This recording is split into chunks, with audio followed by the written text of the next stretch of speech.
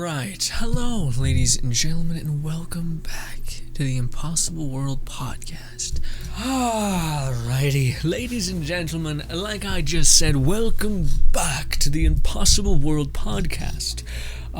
Grim, why do you always alter your voice? Well, my dude, I feel like it's very important the first 5 seconds of the video. You know, and I used to think you need to come in there fast, and you'd be like, "What's up, guy?" Real fast. But then I came to the understanding of, you know what? That's a lot. I appreciate when someone has a nice soft intro, and then we rev up with greater intensity. But not just starting out at a 10, you know? Ladies and gentlemen, this is the second attempt of me doing this, because I decided, you know what? You know, it's a good idea to try to film something when you're so... It's not even that I had to film something because I was out of time, because we're no longer having that problem. We're on to a part in the story that we are telling that is basically very wishy-washy, and what I mean by that is I haven't really thought of it because it's kind of irrelevant, because there's a time skip gonna happen and all this stuff, so yes. But alas, I digress. Ladies and gentlemen, welcome back to the Impossible World Podcast. This is a podcast where I do my damnedest to foster the fires of creation and weird ideas in your mind, because it's something that I love to pieces. I very much am that person. I really enjoy taking any sort of premise. Like a lot of the media that I in fact intake is very much that, just like kindling for very cool ideas. They may not be executed perfectly in the movie, book, or whatever you're reading, but alas, they introduce really cool ideas that you can play with in your head and just keep yourself entertained. And the foundation of that cannon fodder is, on Halloween night, everyone gets turned into monsters that they are dressing up as by this person, and yada yada yada. We also have two main characters, Crowley and Grim. Grim being the kind of headpiece, and then him being like a mixture of two different types of monsters, which is fun. Which, in hindsight, we could have made this a lot simpler, and just been like, hey, since the weirdo, our main character is basically just like loves monsters, and that's why has a leg up in this world. Maybe he just created a monster that was both a werewolf and a lich, and that was like his weirdness, or his like quirkiness about liking these things. Regardless, we're jumping around a little bit. Let's get on track. Okay, so last time I wanted to do my best to introduce to you guys the premise of, okay, well, we have this chaotic world, but now we are adding order to chaos, or some sort of, let's say, harmony to chaos, because it's not quite order. But essentially, this means everyone in the world is transformed into monsters, some of them actually having hungers, like needing to drink blood if you're a vampire, classic monster stuff, being upholden to the moon, having a ferocious hunger if you're like a zombie, whatever, right? So a bunch of things. Due to certain circumstances, there is now vendors and shops, and tombs all around the world right now that basically they play into each other like a symbiotic relationship, where there's these vendors ask for currency that you get in the dungeons / tombs / whatever, and then you bring them that currency, and that can help you pay for supplies, weaponry, armor, that kind of thing. So to me, and I don't know, I found it fun because it's a way of kind of taking our world and transforming it to be primed for like a fantasy / nutcase kind of world. You know what I mean? Like taking something that is ordered and introducing chaos, but then having it find semblance again. And I kind of touched on it chaotically, I'll say, in the last part, where I was very much just like, and let's just say eventually people find order, and like all countries basically come up with this idea of, if you are a person that's going into the tombs and pulling out currency, then we'll give you human currency, because you're bringing in that currency that we need into our environment, our ecosystem. So it's almost like that could be your job, as your job being an adventurer, you know. So it's just a bunch of weirdness. But, ladies and gentlemen, Grim and Crowley got into the car, and again, the one thing we're kind of dabbling with is they were noticed, but not viscerally remembered. You know what I mean? So, again, everyone was watching this shop afraid to go forward, but because our main characters have experienced Hell Night in the way that they go up and just face it head first. And then they got the rundown of what they basically need. Crowley feeds off of, I don't know, I came up with angel tears, but essentially it's malice. It's like negative emotion, but it doesn't have to be destructive negative emotion. What I got that from is inadvertently kind of something. It's an amazing anime. It's called The Devil Works as a Part-Timer. It's fantastic. Weird ass name, but I would highly advise it. It's just fun, good movie, or TV show. Sorry, I think it's on Netflix as well. But In that show, the demon, the Lucifer, the devil in that anime actually gains strength from malice, and this is something I kind of wanted to play with in this show or in our environment too. But I don't want to get in that too much just yet. And I don't know how much we will go into the tombs and everything that we're about to talk about. I might breeze by some stuff. We're just going to kind of see where the wind takes us. Yeah? All right. Cool. Okay. So, him and Crowley both get into the car, and they're on their way to the tomb because they both come to the deductive reasoning of, okay, well, we need this thing because this is something that's going to help us survive. So, no matter what plan we have, the tombs have to be a part of it. So then they both kind of take a gulp.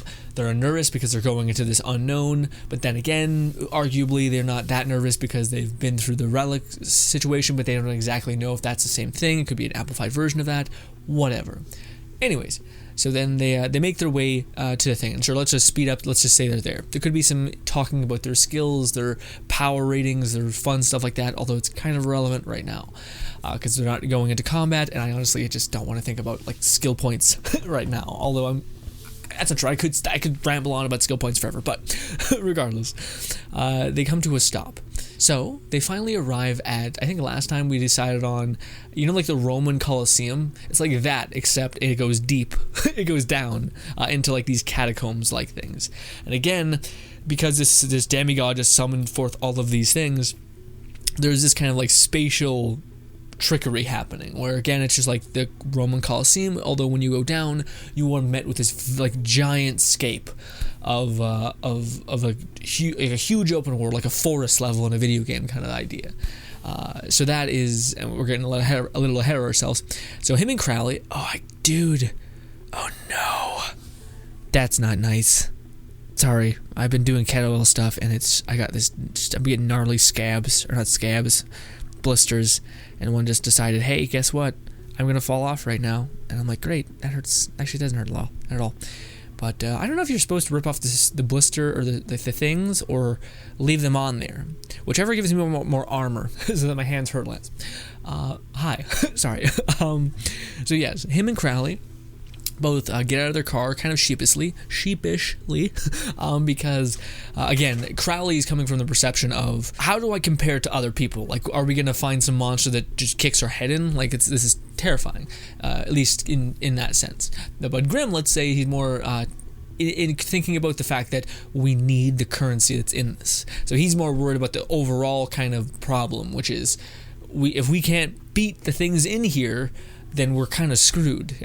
But then that also echoes the thing where it's like, well, if we can't beat them, maybe someone else can, or maybe they can't because of the weird, like, we don't know how to compare ourselves to what other people are, because again, they've only really experienced Hell Knight by their lonesome, and they've been kind of, well, I don't know, they've been pinging to relics, and no one's interrupted them, right? So yeah. So as they exit the car, they start making their way to these catacombs, but let's just say they've kind of changed their tune. So beforehand, we walked up to the actually no, that's not the case.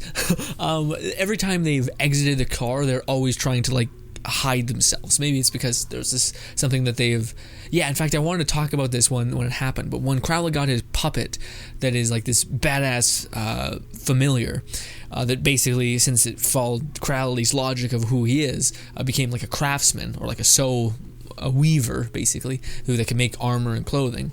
When they made each of their armors, or they're not armors, their clothing, all of their clothing is very like discreet. Like Grimm wears a giant, like a hood to cover his face and his eyes, and Crowley wears his glasses, and generally just because he has the ring, has a quieter presence than either of them. So anyways, they get out of their car, they start making their way to this catacomb kind of Roman Colosseum tomb, and as they're making their way there, they've noticed that there are like groups, like these kind of groups of two, maybe a person right off to the side, and they're all kind of talking like, what should we do? Should we, what should we go in? They're aware of the information as well. Basically, everyone is hesitant to jump in the pool, right? Because it's freezing, or maybe it's hot, or who knows.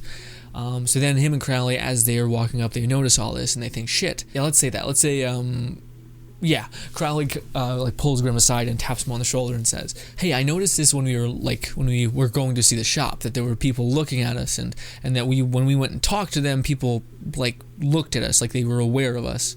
and I don't like being in the limelight because of this reason. And Crowley maybe brings up his reasoning of like, what if we're a very small fish in a very big pool of very big fish, So then, what do you call it? They have the back and forth, as well as Grimm comes to the realization of, well, we need to get in there. Like, again, Crowley's logic is the smart, it's the survival mindset, but Grimm's survival mindset is the opposite of that, which is we need this thing. We need to be worthy of being in this thing. Because if we can't survive in this shit, then we're gonna just starve or die or whatever. Or maybe have to do horrible things. So Grimm is just hard locked on this, while Crowley's hard locked on the other aspect of that, which is the effect of you surviving in chaos, which is other people could take note of that and anchor themselves to you, lie to you, manipulate you, etc. Which Crowley will not let happen ever in the story. But anyways, so these are the two different types of survival mentalities that they both have. So basically, when Grimm brings that up, Crowley says, okay, fine. And let's say Crowley, maybe in the moment, this specific moment, or maybe while they're in the car, fine. But let me try this out.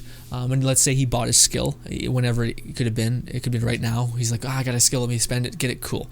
And this skill is called manipulation of, what's a good name? Tipping the odds in our favor, maybe? Something like that. Something that echoes like this, like, to me, it's like the demon's touch, like it's the tapping something and then 1,000 other things fall into place because of you just nudging something out of place.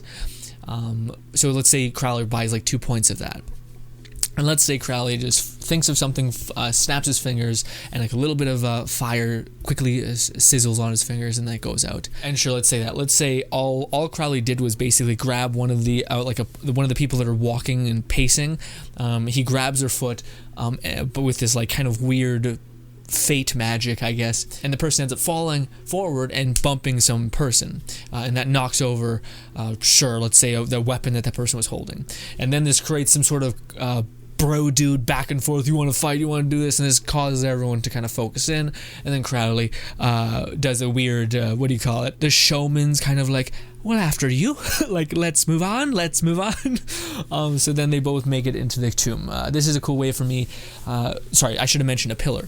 The reason why I wanted to introduce this now is because this is something that I want Crowley to have later on, which I want to give more context to. But essentially, Crowley needs to be that. He needs to feed off of negative intention. So he can either literally cause suffering, which I don't think Crowley would want to do, or he can basically do lesser annoyance evils. And to some extent, that's even better because like true horrible events where like someone in your life dying is horrible, it's awful, it'll scar you, but maybe like tripping and falling down in front of a bunch of people, that may make you a bit uncomfortable, but maybe you'll realize, why do I even care what people think so much? And then maybe that will lead you down a path of self-mastery. Or maybe it's just like a little hiccup and you're like, yeah, I learned from it. You get hit, you get knocked down, you get back up again, stuff like that. There is some value in experiencing negative emotion as long as you're not drowning in it, So I think this is something I want to play with Crowley is Grimm is like a glutton. He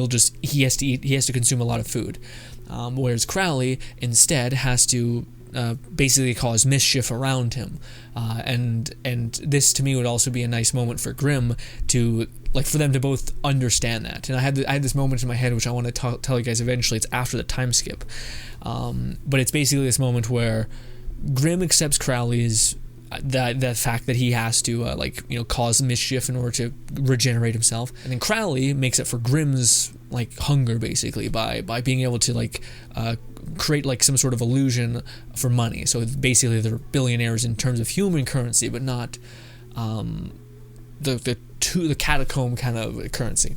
Anyways, we're getting a little rambly, but this is my way of kind of introducing this skill early on, and having it be like Crowley's default kind of mischief slash. If they're having conversations, I'll probably, if I was writing a book, I would sneak in these little subliminal things where shit's always going wrong around Crowley, but it's because he keeps fucking just being an inconvenience to feed off of stress, nervousness, not despair and depression, he's not trying to feed on the hard evil emotions. He's just trying to get what he needs and get out kind of thing. Cool. Anyways, so they make their way into the catacombs. But let's say they are not the first ones to get there. And let's say as they're making their way in, they start seeing it's kind of like cave oriented. So you go into this Roman Colosseum and then you're entered into these caves. But then very, very quickly you are met with this giant ass open area. And as they breach the tunnel, they see this beautiful green and blue light spew past the cave exit, and finally they are met with this beautiful, beautiful forest-like area.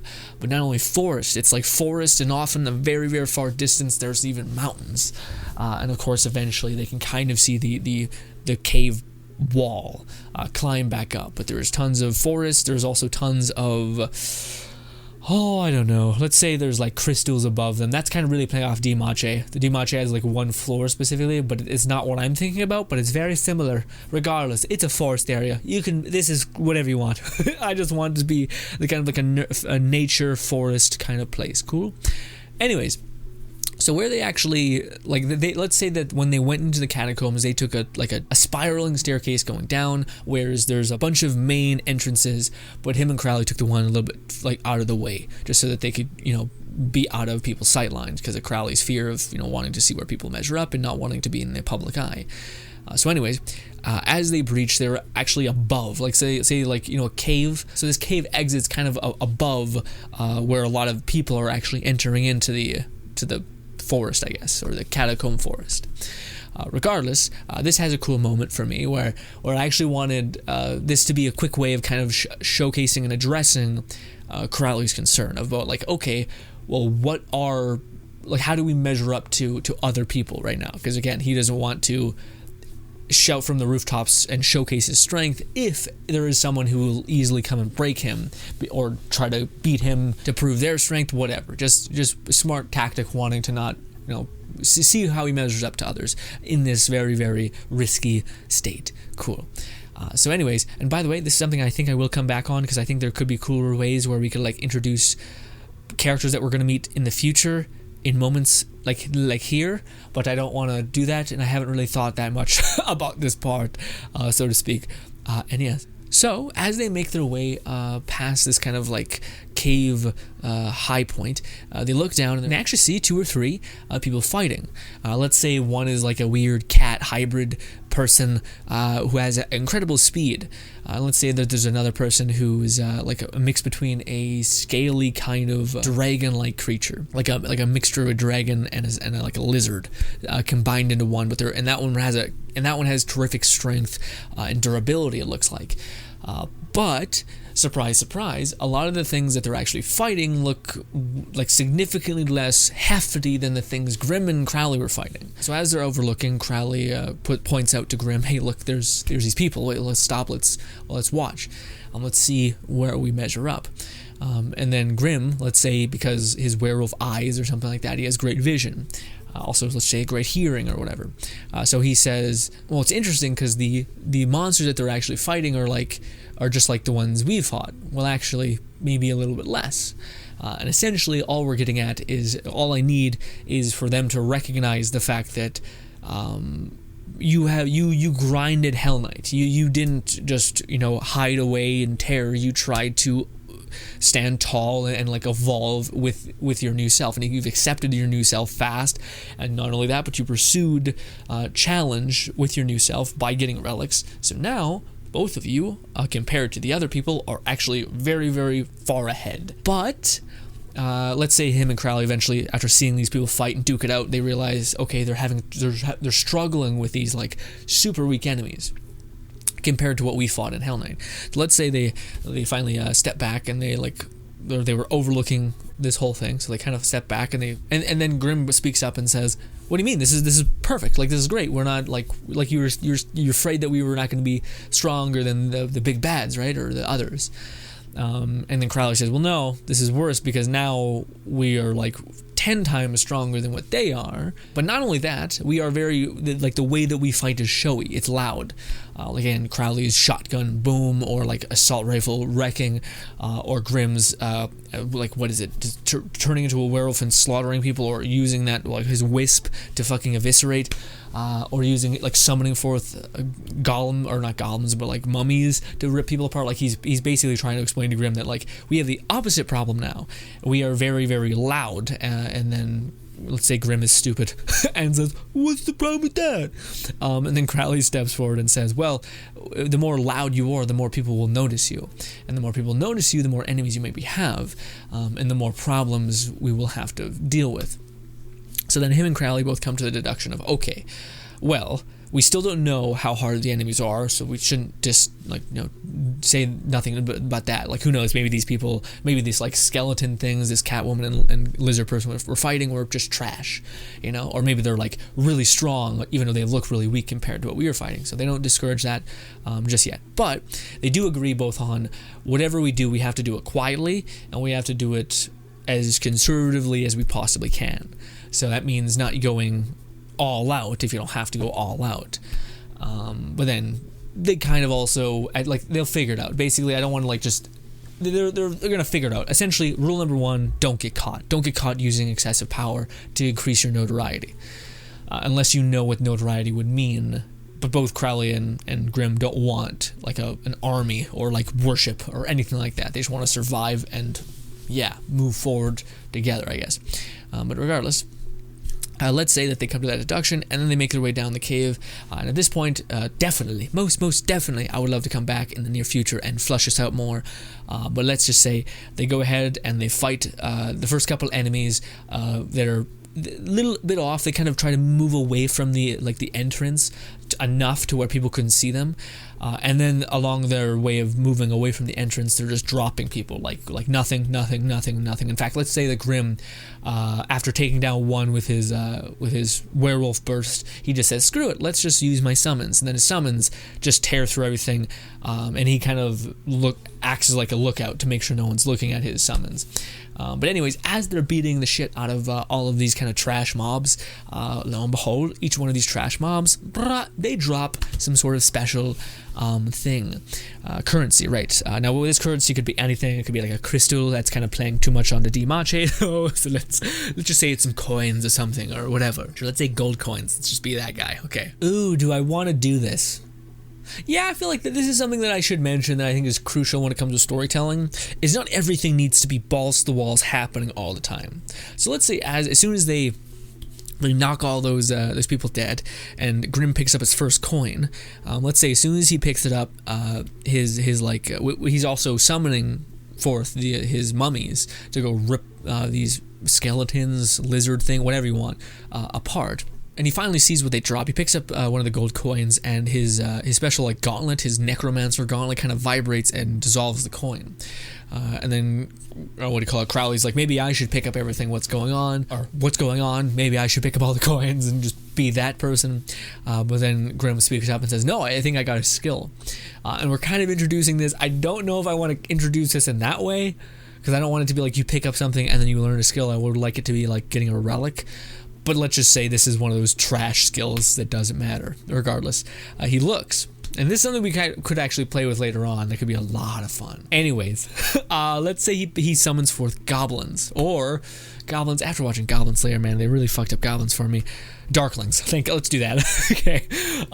There's this tiny little blip that appears on his necromancer gauntlet, and it's basically you can spend anywhere from 1 point to 15 points in this skill. And essentially, it's called the Darkling race.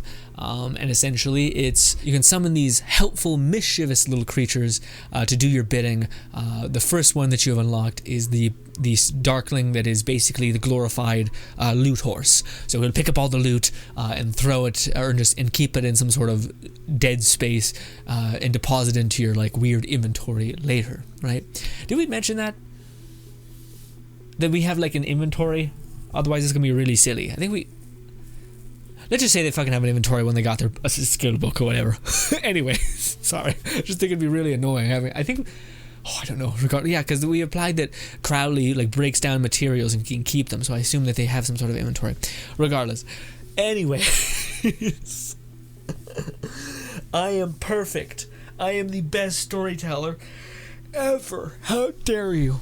So yes, basically I thought it'd be just to take a chill pill from just going hard into hitting all these story beats. Just to be like, hey, you know what? There's this cute little skill that Grim just got, which is basically little darklings. If you guys don't know what darklings are, think of goblins, except more like stouty and like less rapey, you know? Yeah, okay. Anyways, more like goofballs than like creepy rapist. Anyways, Goblin Slayer really ruined me. Anyways, but also I think this would be a fun thing to call back on. So because Grim, let's just go into this because I think it's gonna be something fun that we could build on later on. But it's the idea of, okay, so let's say Grim picks up a coin and he gets this kind of like dog trash ability, right? But because Grim went down this specific skill tree that I mentioned a couple parts ago, which is he chose to go down the path of the Lich King instead of like just the Horde manager, which means he basically can summon forth smarter and smarter summons rather than just a ton of numbers of summons. But one of the things that he's missing is a relic that allows him to basically craft and sculpt, I guess, summons, or let's just say there's something called the Soul Cairn, and you can jump into the Soul Cairn and find a very, very strong spirit and pull it out of the Soul Cairn, and that'll be your summon. But you need a special orb kind of like thing in order to do it. You need a relic in order to be able to access this talents in your skill tree. So Grim is basically capped. So he can't progress further, but he's still using his mummies whenever he can, and he's still grinding out that experience. So he keeps gaining points in Necromancy or Lich King points, despite him having nowhere to put them. So where Grim puts them, when you've established this, and it's part of the Gauntlet basically gives him the ability to increase the power rating of whatever he summons. So Grim just keeps fighting, keeps gaining a shit ton of skill points, and keeps putting the skill points into power. And eventually he gets like, let's say 80% of the skill point full. And then eventually he's like, okay, maybe we should stop putting them in there because he's only seeing a marginal benefit with his mummies. Let's say his mummies keep getting more and more fucking like swole, jacked, and like tall and dense, and he notices that like even if something hits them, they don't even stop anymore. Like they don't even do enough damage to stagger them.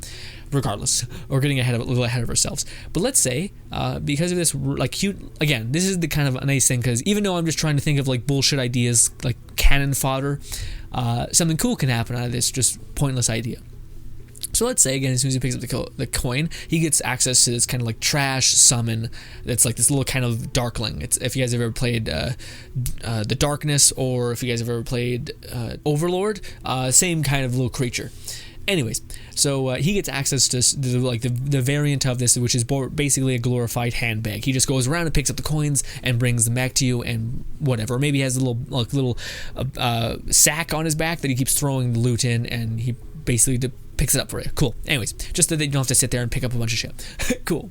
But let's say because Grim continues to have he has all these skill points that he keeps accruing through his Lich King, but he doesn't know where to put them, because again, he's capped on his summoning. So like, okay, shit, I guess I'll just put the rest in, or some of these in the little darkling kind of tab.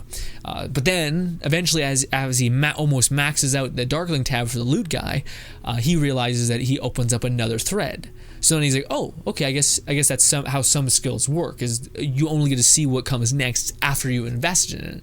And then this is something that we can mess with in the future, where he just keeps putting points into these things, and then eventually has this fucking army of darklings like Overlord, which I think could be fun. But anyways, all right, no, he went down the path of the Overlord, and that's why he can't progress, because he needs this special thing to pull himself into this weird dreamscape to where he can find like strong souls. But also I wanted to do that because he keeps investing in power, because he can't get the souls yet. He basically will pull out, it's like kind of like a reincarnated slime thing. I'm remembering all this, where after he like goes through their encounter and like claims a soul and meets them, when they come out of the Soul Cairn and become his summon, they're gonna get like jacked up to 10, because of the fact that he does have that summoning kind of buff that he keeps putting points into without knowing what it is. Neat. Anyways, regardless, right now this was just, I wanted to have a cute moment where things were a little bit less important and intense, and after they're done beating these enemies and realizing that they're king shit, and that they're not king shit, but they don't have struggle with these enemies, and they're going to be able to survive even if they just got to kill these lower mobs to get food. They're going to be good to go. After they have this kind of like fun back and forth about, hey, I got a new skill and all these things, and they slay a couple more 100 enemies, sure.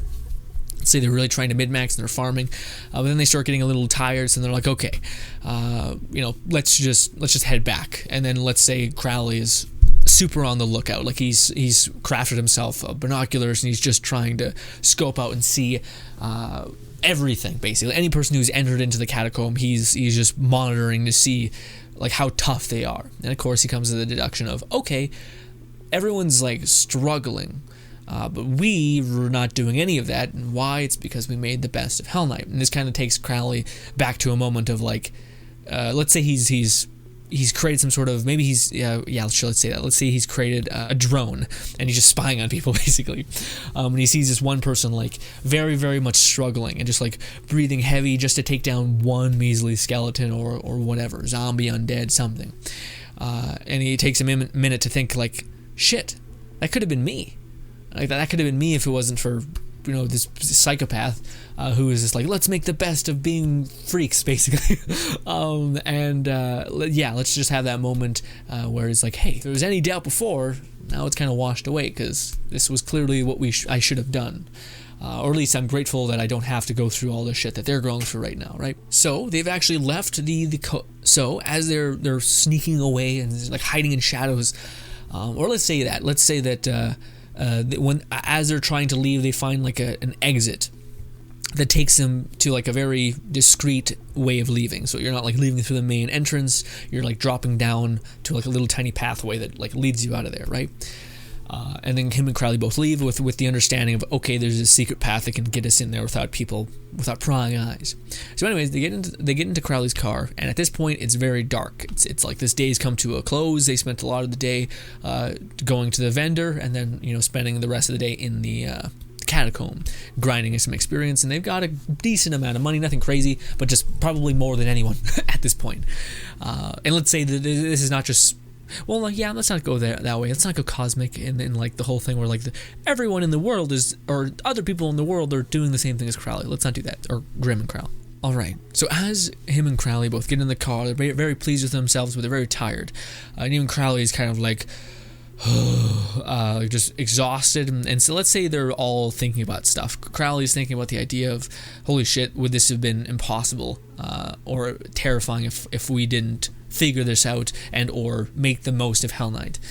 And then Grimm is thinking about, okay, well, let's say Grimm is more about like wanting to survive and wanting to improve, so he's trying to think of ways to do so. Like what can I use to upgrade myself? What can I best do to increase my power in this and this? Kind of like the build mentality, like thinking of cool builds and ways to buff yourself. That's probably what Grimm is thinking about. But regardless, eventually they're both kind of like daydreaming, and then Grimm peeks his head up and says, "Are you sure this is the way to your house?" And then Crowley's like, "Yes, I've been," and then he recognizes that it's not. So they find themselves on this kind of old weird road where it's covered in fog, and then Grimm and Crowley both feel that same thing, that same kind of pulse, and what that pulse is that it's that relic call, it's that pull. So him and Crowley both look at each other, take a sigh. They open the door, or Grimm opens his door, and both Crowley and him both open the door, and they found themselves at a light pole. So they're parked on the side of the road with this light pole, but a little bit off to the left of the light pole, there is this like green hedge with a gate in between the green hedge. So Grimm and Crowley both look at each other and go, okay. And then they start walking towards that gate. And that, ladies and gentlemen, is where we're going to end it. I was so confused how we're going to get them there, but I think that's fine, just with the like so much happening in that one day that they'd be a little bit like off in La La Land and not realize that Crowley is being pulled towards this last relic. But it's not, it is truly it's not even the last relic. We could do a bunch of stuff with it. Sure, let's say it's a forgotten relic, because the only people that can get to it are people who are lost in thought, whatever it could be. I don't know. Regardless, ladies and gentlemen, or hopefully, it depends. I think like we're getting shorter and shorter parts, but that's just because I don't know enough. I'm not confident enough about how I'm going to connect these things because I haven't given enough thought. I know the pillars of how we get them there. I just need to think about some of the in-between parts. So, I got heartburn, sorry. The next part, I think, may be the last one. If not the next part, then the next part. The reason why is because we're going to get them their final thing, and then it's going to basically be a 2 weeks time jump, and then we're going to stop. And when I mean by stop is I mean by like where that's going to be the 110% jump off point. That is like way back 4 or 3 months ago, whatever it was. That's when this is the point where I kind of I didn't stop. That's not true at all. Actually, it would take like a lot longer to tell you guys about like all the things I got in my head. But this was the third jumping off point, which to me would be like the true place where if you were listening because you just liked like adding to this world that I'm talking about, this would be the place where I think would be just the perfect jumping off point, especially considering what this next part is going to be. In fact, this is one of the things I'm more proud of about like cool relic kind of weirdness. But anyway, ladies and gentlemen, thank you so much for your time. Hopefully you guys enjoy the rest of your day. There's a subscribe button over to my right, and hopefully 2 videos further that way. Thank you so much for your time, and goodbye. Also, if you liked the video or shared it, I see you, appreciate you, goodbye.